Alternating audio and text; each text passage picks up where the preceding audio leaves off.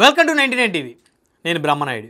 ఇకపోతే పద్మభూషణ్ పద్మవిభూషణ్ మాజీ కేంద్ర మంత్రి డాక్టర్ మెగాస్టార్ చిరంజీవి గారు 70 సంవత్సరాలు పుట్టినరోజు వేడుకలు అంగరంగ వైభవంగా జరుపుకున్నారు. అయితే ఇప్పటి వరకు కూడా అందరికీ పూర్తిగా తెలియనటువంటి చిరంజీవి గారు చేసినటువంటి గుప్త దానాల గురించి మనం క్లుప్తంగా తెలుసుకుందాం. ఎందుకంటే ఆయన ఒక చేత్తో చేసిన దానం మరొక చేత్తో తెలియకుండా ఉండేలా చూస్తారనమాట.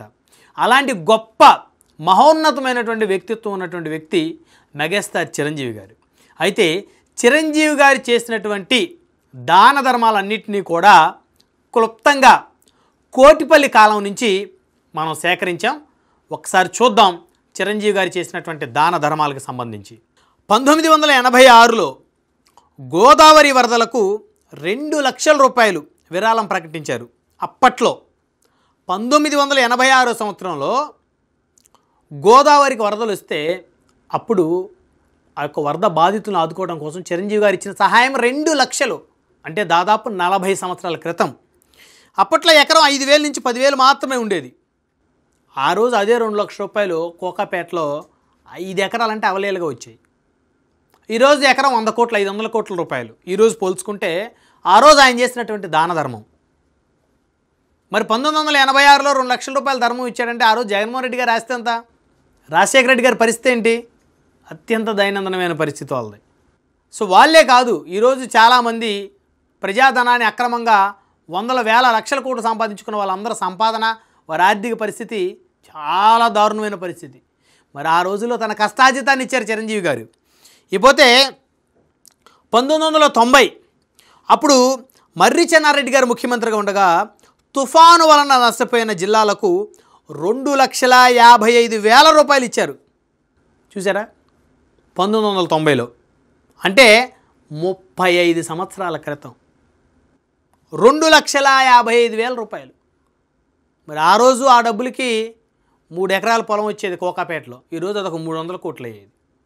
అది రాజమండ్రిలో అల్లు రామలింగయ్య హోమియో కళాశాలకు ₹1 కోటి విరాళం ఇచ్చారు. అనపర్తి నియోజకవర్గం సంపర గ్రామానికి సొంత ₹2 కోట్ల సహాయం అందించారు, సొంత డబ్బులు. కాకినాడ తాళ్ళరేవు గ్రామానికి అత్యధిక ఎంపీ నిధులు కేటాయించి అభివృద్ధి చేశారు. నరసాపురంలో చిరంజీవి బస్ షెల్టర్ నిర్మించారు. నరసాపురంలో తను చదువుకున్న కాలేజీకి 10 లక్షల రూపాయలు విరాళం ఎంపీ నిధుల నుంచి, సొంతంగా 5 లక్షల రూపాయల సొంత డబ్బులు కష్టార్జితం. గోదావరి జిల్లాలో 3 కాలేజీలకి 6 లక్షల రూపాయలు అందించారు. ఒక కాలేజీలో ఒక బ్లాక్ పేరు చిరంజీవి సిల్వర్ జూబ్లీ బ్లాక్ అని కూడా పేరు పెట్టారు.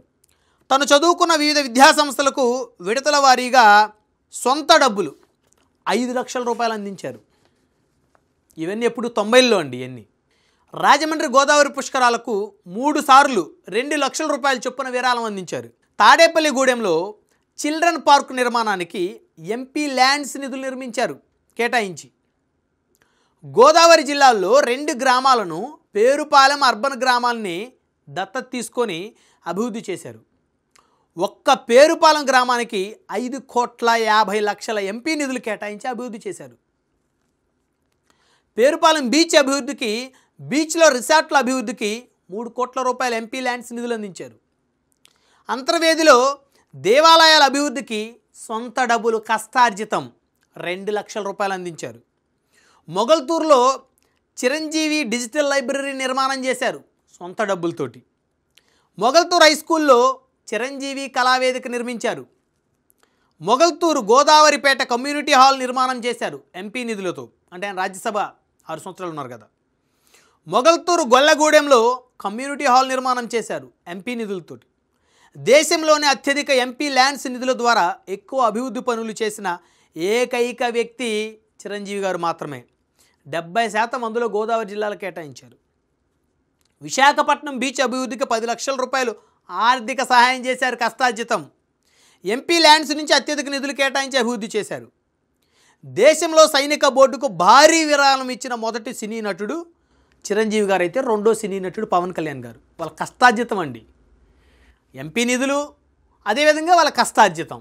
చాలామంది నాయకులు దోచుకున్నారు. వేల కోట్లు, లక్షల కోట్లు పడగలెత్తి విదేశాల్లో పెట్టుబడులు పెట్టి విదేశీల్లో కంపెనీలు కొనుక్కొని డొల్ల కంపెనీలు పెట్టి అసలు నేలమాలిగల్లో కూడా డబ్బులు దాచిపెట్టుకున్నారు. అవినీతి పరులు పోయిన తర్వాత ఏం తీసుకెళ్తారో మరి.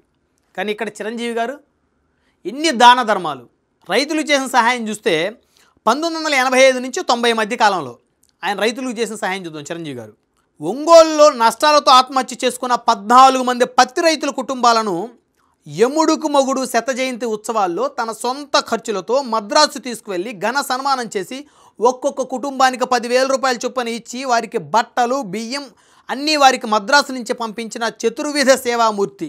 మొత్తంగా కలిపి 14 కుటుంబాలకు 25,000 రూపాయల చొప్పున ఆర్థిక సహాయం అందించారు. 1985-90 మధ్య కాలంలో మిర్చి పంట అగ్నిలో దగ్ధమై ఆత్మహత్య చేసుకున్న గుంటూరు మిర్చి రైతుల కుటుంబాలకు 2 లక్షల రూపాయల ఆర్థిక సాయం అందించారు కష్టార్జితం. 1992లో గుంటూరు మిర్చి రైతుల కోసం 3 లక్షల రూపాయల కష్టార్జితాన్ని ఆర్థిక సాయంగా అందించారు. 1990-1995ల మధ్యలో కర్నూలు, కడప జిల్లాలో వేరుశెనగ, పత్తి పంటల నష్టం వాటిల్లింది. దాని కారణంగా ఆత్మహత్య చేసుకున్న రైతు కుటుంబాలకు 4 లక్షల రూపాయల విరాళాన్ని తన కష్టార్జితం అందించారు. తూర్పుగోదావరి జిల్లా అనపర్తి నియోజకవర్గం 2 కోట్ల రూపాయల సొంత డబ్బులతో సంపర గ్రామంలో ప్రతి రోడ్డును ఆయనే వేయించారు. కాకినాడ దగ్గర కరపలో మెగాస్టార్ చిరంజీవి వేదిక నిర్మించారు. ప్రజా ఆరోగ్యం కోసం మెగా సహాయం. 1988లో రుద్రవీణ చిత్రానికి నర్గీస్ ధర్ అవార్డు క్రింద రాష్ట్రపతి నుంచి 30,000 అందుకున్న వెంటనే మరో 20,000 తన సొంత డబ్బులు వేసి 50,000 రూపాయలు నర్గీస్ దత్ క్యాన్సర్ ఇన్స్టిట్యూట్కి అందించారు. హైదరాబాదులో అమీర్పేటలో అప్పుడు గజం 100 రూపాయల రేట్లో ఉందండి. 1988లో అమీర్పేటలో గజం 100 రూపాయల రేటు ఉన్నప్పుడు చిరంజీవి గారు 50,000 రూపాయలని క్యాన్సర్ ఇన్స్టిట్యూట్కి ఇచ్చారు. 1998 అక్టోబర్ 2న చిరంజీవి చారిటబుల్ ట్రస్ట్ ఏర్పాటు చేసి ఈ రోజు వరకు 9,30,000 యూనిట్లు రక్త సేకరణ చేసి 79% పేద ప్రజలకు ఉచితంగా అందించారు. 4,580 కార్నియాలు సేకరణ చేసి 9,060 మంది అంధులకు చూపు తెప్పించారు. ఎవరన్నా చేయగలుగుతారు ఇవి? 2002లో బెస్ట్ వాలంటీర్ అవార్డు వచ్చింది చిరంజీవి గారికి. ప్రపంచంలోనే అత్యుత్తమ ప్రమాణాలు పాటించి రక్త సేకరణ చేయడం మరియు రక్తాన్ని భద్రపరచడం ద్వారా నెలకు 15 నుంచి 20 లక్షల రూపాయలను బ్లడ్ బ్యాంకు ఖర్చు చేస్తున్నారు. ఏడాదికి 2 కోట్ల రూపాయల పైనే చిరంజీవి గారికి బ్లడ్ బ్యాంకు మీద ఆయన సొంత డబ్బులు వెచ్చిస్తూ ఉన్నారు. ఇక 1998 నుంచి నేటి వరకు సుమారు 36,000 మంది రక్తహీనత కలిగినటువంటి వారి ప్రాణాలు కాపాడిన బోలాశంకరుడు చిరంజీవి గారు. 9,060 మందికి చూపు తెప్పించి వారి జీవితాల్లో వెలుగు నింపినటువంటి విశ్వంభరుడు చిరంజీవి గారు. 1998 నుంచి ఈరోజు వరకు బ్లడ్ బ్యాంక్, ఐ బ్యాంక్ కోసం 60 కోట్ల వరకు ఖర్చు చేశారండి. బ్లడ్ బ్యాంకు, ఐ బ్యాంకు కోసం 60 కోట్ల రూపాయల సొంత డబ్బులు ఖర్చు చేసిన కలియుగ దాన కర్ణుడు చిరంజీవి గారు. కరోనా కష్టకాలంలో 15 కోట్లు ఖర్చు చేసి ఆక్సిజన్ బ్యాంకులు ఏర్పాటు చేశారు. ఆక్సిజన్ అందించి సుమారు 8,000కు పైగా ప్రాణాలు కాపాడారు. మరి ఈ కరోనా సమయంలో మరి ఆ రోజు ముఖ్యమంత్రులుగా ఉన్నవాళ్ళు 1 కోటి రూపాయలన్న సొంత డబ్బులు ఇచ్చారా? జగన్మోహన్ రెడ్డి గారికి అప్పటికే లక్షల కోట్లు ఉన్నాయి. ఆంధ్రప్రదేశ్ ముఖ్యమంత్రి 1 కోటి రూపాయలు తన సొంత డబ్బులు, ఇదిగోండి నా సొంత డబ్బులు కూడా 1 కోటి రూపాయలు నా ఆస్తుల నుంచో లేకపోతే నా భార్యకి సంబంధించిన భారతీయ సిమెంట్స్ నుంచో వీటి నుంచో నాకు 1 కోటి రూపాయలు నా డబ్బులు 1 కోటో 2 కోట్లో మా సొంతంగా ఇస్తున్నామని ఎవరిని ఇచ్చారా? ఏ రాజకీయ నాయకుడు ఇచ్చాడా? చిరంజీవి గారు ఇచ్చారు, పవన్ కళ్యాణ్ గారు ఇచ్చారు, 2 తెలుగు రాష్ట్రాలకు ఇచ్చారు, కేంద్ర ప్రభుత్వం సంబంధించి ప్రధానమంత్రి గారు సహాయ నిధికి ఇచ్చారు. అలాంటి దానవీర సూరకర్ణులు ప్రజల ధనాన్ని లక్షల కోట్ల రూపాయల కుంభకోణం చేసిన వీళ్ళెక్కడ? కష్టార్జితంలో సగభాగాన్ని ప్రజలకి వెచ్చించిన వాళ్ళు ఎక్కడ? అంటే కుళ్ళు కుతంత్ర రాజకీయాలు తెలియకపోవటం వల్ల వాళ్ళు చేసిన దాన ధర్మాలు కూడా సరిగ్గా ప్రజల్లోకి వెళ్ళటం లేదు. కరోనా కష్టకాలంలో కరోనా క్రైసిస్ చారిటీ అందరి హీరోలతో ఏర్పాటు చేసి లక్షలాది మందిని ఆదుకున్నారు. కరోనా కష్టకాలంలో తన సొంత ఖర్చులతో సుమారు సినీ కార్మికులకి 30 రకాల విభాగాల్లో పనిచేసే అన్ని రకాల చిన్న నటులకు, కళాకారులకు తన సొంత సొమ్ము 10 కోట్లకు పైగా ఖర్చు చేసి వ్యాక్సిన్లు వేయించడం, 1,500 కుటుంబాలకు నిత్యావసర సరుకులు ఇవ్వడం, నిత్యం అనేక మంది కరోనా కోసం పనిచేసిన ప్రభుత్వ సిబ్బందికి భోజనాలు పెట్టించడం, మాస్కులు, శానిటైజర్లు ఇవ్వడం, ఇలా అన్ని రకాలుగా 10 కోట్ల రూపాయలు ఖర్చు చేశారండి. జగన్మోహన్ రెడ్డి గారు ముఖ్యమంత్రిగా ఉన్నప్పుడు మాస్క్ అడిగినందుకు సుధాకర్ అనేటువంటి ఒక దళిత డాక్టర్ని పిచ్చివాడని ముద్రేసి చంపేశారు ఆ రోజు ప్రభుత్వంలో ఉన్నట్టు కొంతమంది వ్యక్తులు. మరి 10 కోట్ల రూపాయల కరోనా కష్టకాలంలో నిరుపేద కార్మికులకి, సినీ కార్మికులకి ఖర్చు పెట్టి వారికి వ్యాక్సిన్లు వేయించి, అదేవిధంగా ఎవరైతే మరి ప్రజలకు సహాయం చేస్తున్న డాక్టర్లు ఉన్నారో వారికి భోజనాల వసతులు ఏర్పాటు చేసి 10 కోట్ల రూపాయల సొంత డబ్బు ఖర్చు పెట్టారు చిరంజీవి గారు. ఇవెందుకు గుర్తించిన ప్రజలు? గుర్తించలేకపోవడం వల్లే రాష్ట్రం, దేశం ఈ విధంగా అయిపోతూ ఉంది.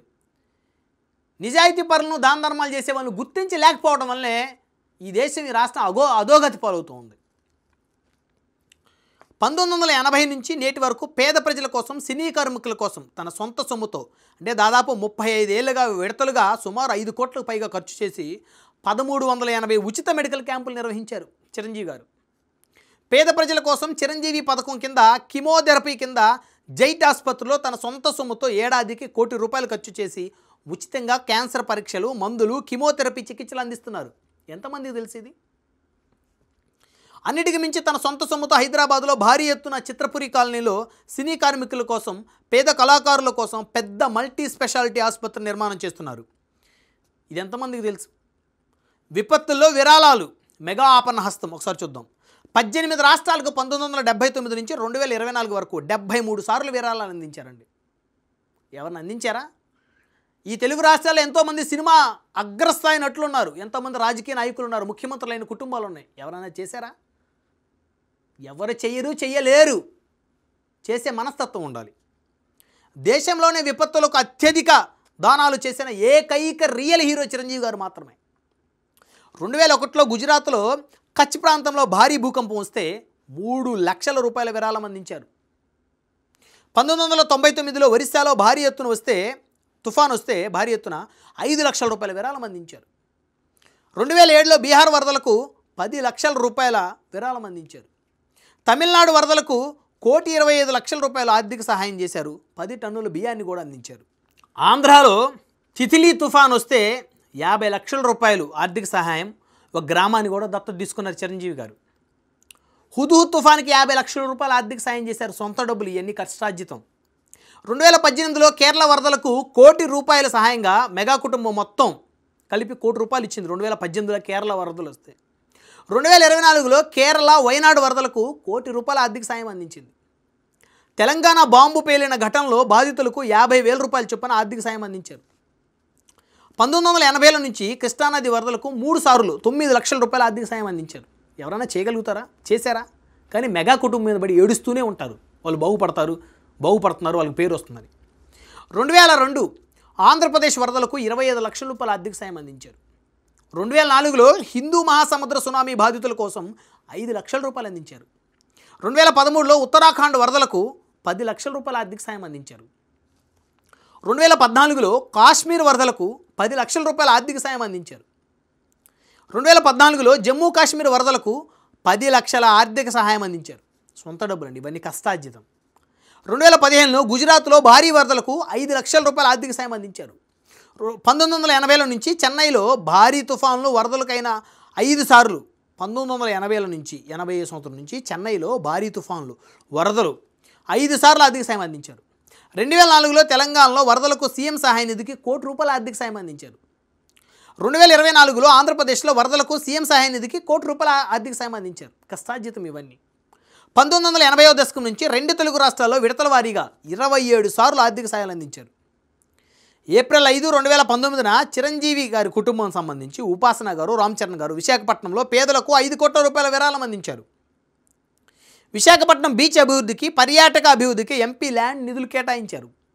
విశాఖపట్నంలో వివిధ ప్రాంతాల్లో అభివృద్ధి కార్యక్రమాలకు సొంత సొమ్మును 18 లక్షలు 5 విడతలుగా అందించారు. దేవాలయాల నిర్మాణాలకు మెగా సహాయం. పాత తరం నటుడైన గుమ్మడి గారు మరణాంతరం ఆయన కోరిక మేరకు ఆయన స్వగ్రామంలో కోదండ రామాలయ ఆలయం నిర్మించారు చిరంజీవి గారు తన కష్టార్జితంలో. కర్ణాటక రాష్ట్రంలో ధర్మశాలలో శివలింగాల ప్రతిష్టాపన చేశారు. తూర్పుగోదావరి జిల్లా నేషనల్ హైవే 16వ రహదారి పక్కనే ఉన్న భారీ ఆంజనేయ స్వామి వారికి బంగారు కళ్ళను చేయించారు.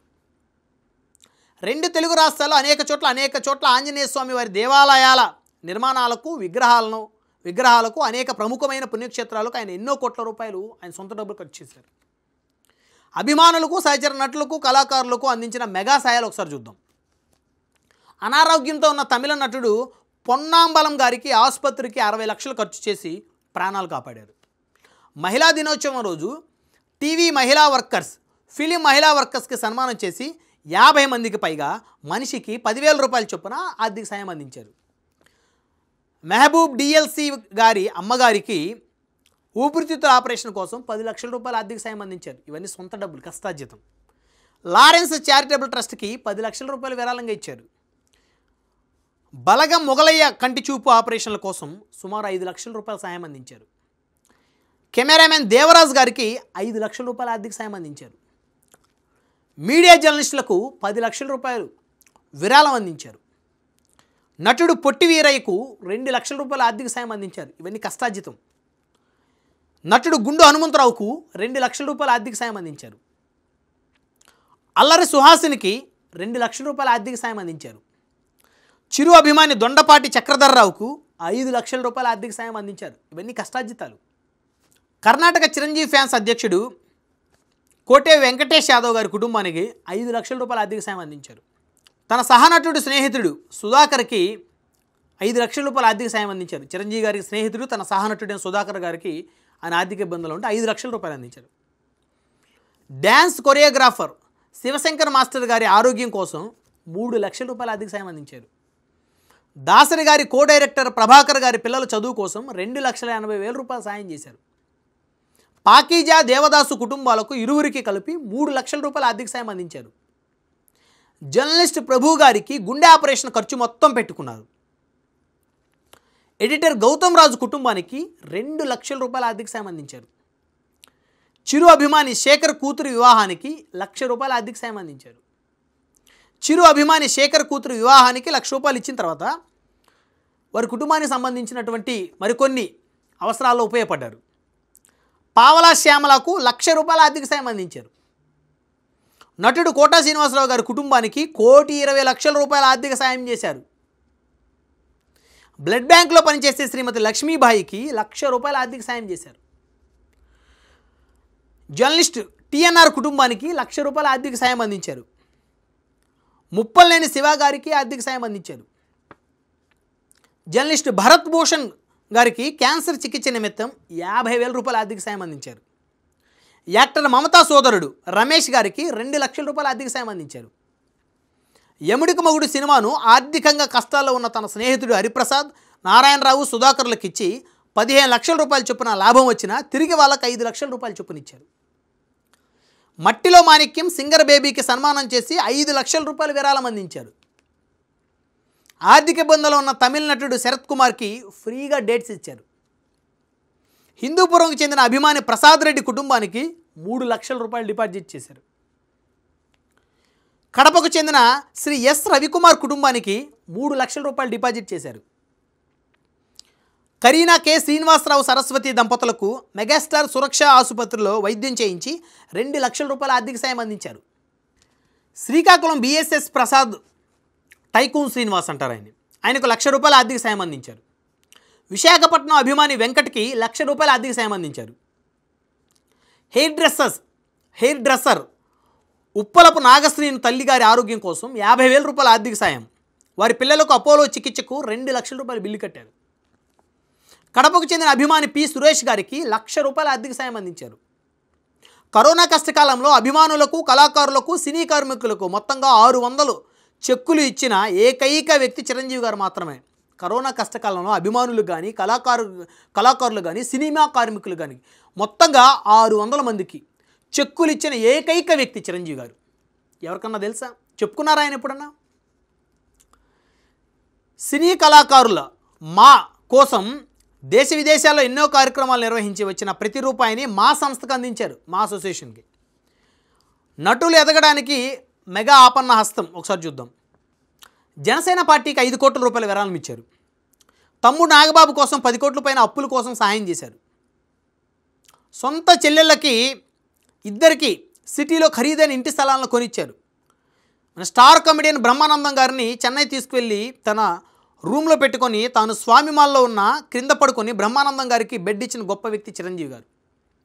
ఒక్క రూపాయి తీసుకోకుండా ఇప్పటి వరకు 100 చిన్న సినిమాలకు ప్రమోషన్ చేసి ఎందరో కొత్త నటుల్ని భుజం తట్టి పైకి రావడానికి తన వంతు సహకారం అందించారు.